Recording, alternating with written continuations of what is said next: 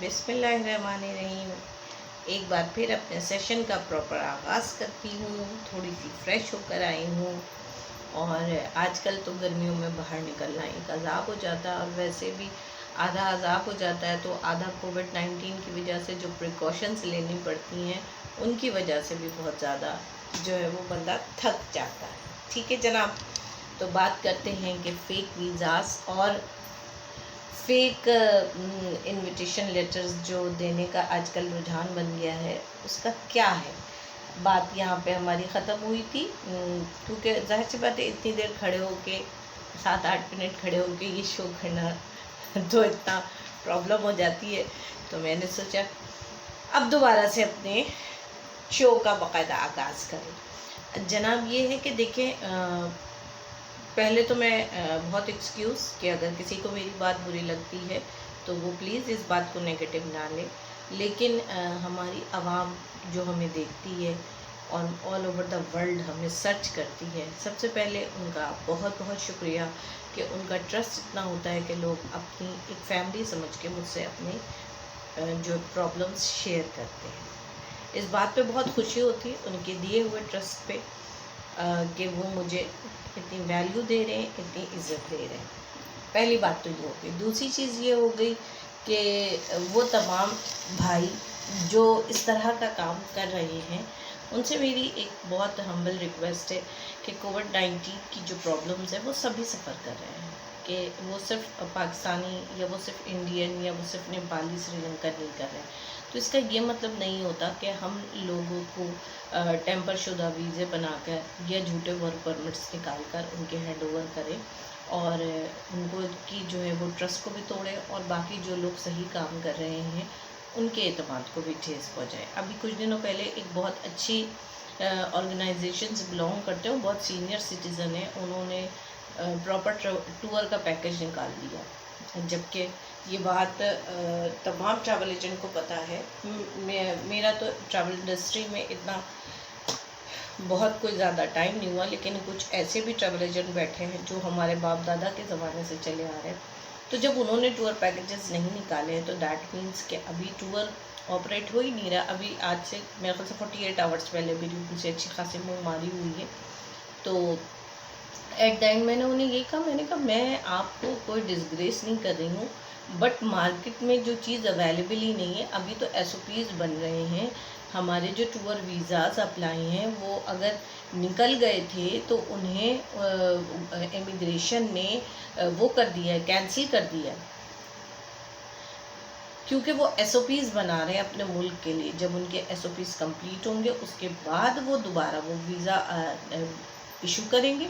Tourist वीज़े की बात कर रही हूँ, विज़िट एंड टूरिस्ट वीज़े की। तो लिहाजा उसके बाद ही कोई टूर पैकेज तैयार होगा। हाँ, तुर्की बिल्कुल खुला है, लेकिन फिर एक बार कहूँगी कि तुर्की में भी टूर नहीं हो रहा। तुर्की ने अगर टूरिस्ट वीज़ा ओपन किया है तो जस्ट इसके लिए कि TRP होता है, रेड कार्ड और किमलिक मिलता है। ठीक है।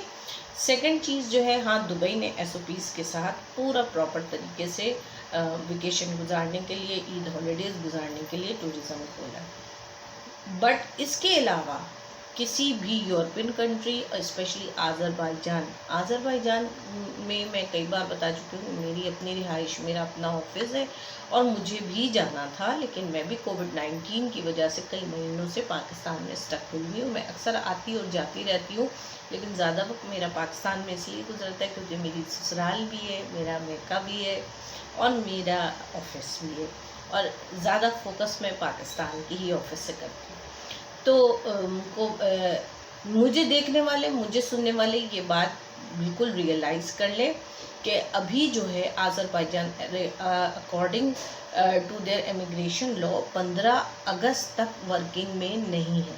15 अगस्त के बाद इमिग्रेशन खुलेगी, नोटिफिकेशन आएगा। मैं हो सका तो मैं आपको खुद इसी तरह वीडियो पे बता दूँगी। बराए मेहरबानी वो तमाम लोग जो TRC करवाना चाह रहे हैं और वो किसी इशू में फंस जा रहे हैं, ये आजकल एक बड़ा जो है वो केस चला हुआ है कि जी TRC के चक्कर में हमें जो है वो लूट लेंगे। तो पहली बात तो ये कि आप बिल्कुल कंसल्टेंट करें, क्योंकि आप बगैर कंसल्टेंट के कहीं भी नहीं जा सकते। आपको you need a good travel consultant, you need a good company registration consultant, you need a good work permit consultant. Sometime कुछ कंसल्टेंट मेरी तरह भी होते हैं, जैक ऑफ ऑल ट्रेड, यानी कि वो तमाम काम एक साथ अंडर वन रूफ करते हैं, जिस तरह मैं कर रही हूँ। कुछ स्पेशलिस्ट होते हैं एक एक डिपार्टमेंट के। रही बात पैसे देने की, पैसे देना, देखिए मैं भी बिल्कुल 100% कैश पे काम करती हूँ, ठीक है, लेकिन मैं आपसे हर चीज़ की गारंटी लेती हूँ। मैं आपको कंपनी का चेक देती हूँ, मैं एफिडेविट लिखती हूँ, जो एक मतलब एक कंडीशन होती है किसी से पैसा लेने के बाद उसको रिसीविंग देने का, ठीक है। फिर 100 की सीधी बात, मैं एट द एंड ये बात लिख देती हूँ कि मेरी कोताही से अगर आपका वीज़ा नहीं मिलता है तो मैं आपकी पेबल हूँ, ठीक है ना। तो ये वो चीज़ें हैं जिसके बाद आप फुली सिक्योर होकर किसी इदारे को पैसा दे सकते हैं। और मैंने पहले भी कहा, किसी की वेबसाइट, आजकल के दौर में किसी को जज करना है तो या उसके दफ्तर जाके जज कीजिए, या जैसे हम डेली बेसिस पे यूट्यूब पर आते हैं तो वो भी आप उस बंदे को जज कर सकते हैं। फिर उसके वर्किंग स्लॉट्स को देखेंगे आप कि वो वर्किंग किस तरह कर रहा है। लेकिन इस तरह जैसे आपकी किसी से दोस्ती होगी, जान पहचान होगी, उसने कहा इतने पैसे दे दो मैं निकाल दूंगा, या वो किसी के यहाँ फ्रीलांस बैठ रहा है, तो वो बात थोड़ी सी जहन को आपकी भी खटकती है, मेरी भी खटकती है। और प्लस ये मैंने तो बेअंदाज़ा पैसे लॉस किए। अगर मैं जिस दिन आपको अपनी दुख भरी दास्तान सुनाऊंगी तो आप लोग जो है ना वो मुझसे बहुत हमदर्दी करेंगे, बल्कि एक आध तो उसमें से निकल जाएगा मेरे पैसे भी रिकवर कराने के लिए। तो देखिए, ठोकरें और परेशानियां और अच्छे बुरे लोग पूरी लाइफ में मिलते हैं, लेकिन इसका ये मतलब नहीं होता कि हर कोई बुरा हो जाता है, और इसका ये मतलब भी नहीं होता कि हर कोई अच्छा हो जाता है, ठीक है।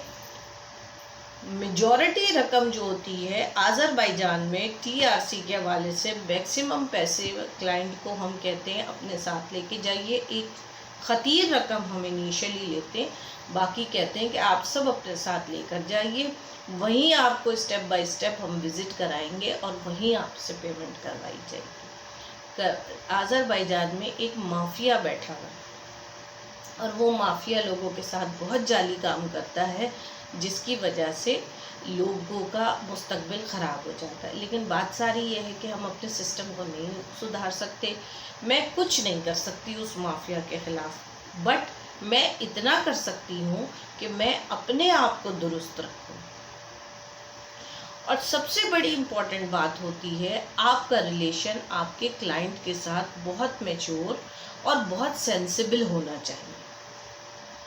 अगर कहीं लैकिंग हुई है तो आप अपने कस्टमर को बताइए एतमाद में लेके कि भाई ये काम नहीं हो रहा है और मैं तुम्हें तुम्हारे पैसे रिटर्न कर रहा हूँ।